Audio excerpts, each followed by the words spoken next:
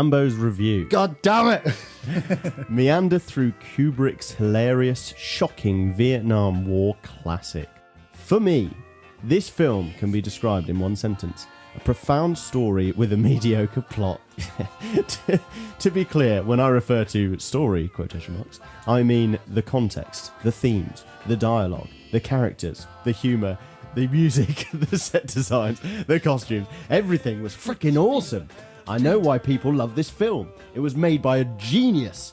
I really felt like I started to understand what the Vietnam War might have actually been like. It struck this equilibrium between raw reality and art, where neither diminish the other's efficacy, and when a director pulls that off, it resonates with me deeply.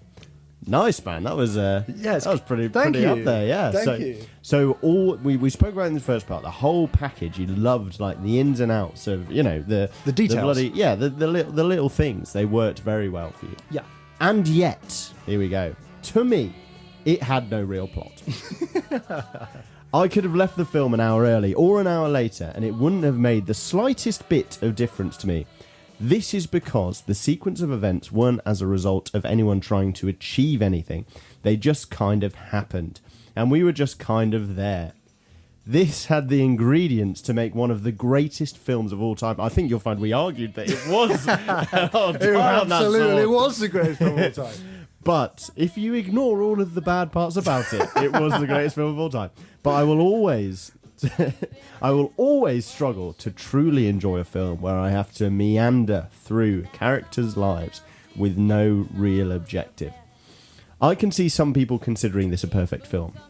Really, that is interesting that you say it, because we've spoken about perfect films before. Yeah, I just use it much more loosely. Okay, cool. I can see some people considering this a perfect film. If you do, by the way, please let us know. But for me, but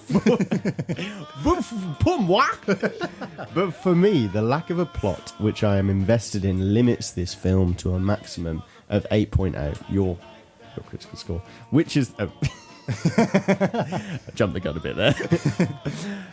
But for me, the lack of a plot which I am invested in limits this film to a maximum of 8.0, which is the score I have decided to give it, given how hard the rest of it slapped. Nice. There you go. That's very nice. So a very slap-worthy film.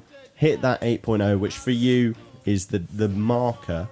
That's the yardstick that means this film is great. Really getting into the great films. It's just about. Yeah, I'm not a very consistent person. So you will find 8s in my cinefiles, which are not things I would now go back and consider great, but that's just the way things work. Great review, man. Really liked it. I really felt that your emphasis on the little things being good, but the plot not so much. That's consistent with what we spoke about in the first half. It's the opposite of Casablanca, where I said it had a great driving force. Yes. But there were lots of problems with it. Yeah, that's exactly Whereas right. this had no driving force, but everything around it was excellent. Which, if you remember at the time, we didn't think made any sense. But it does now, make sense. Now you look at the inverse of it.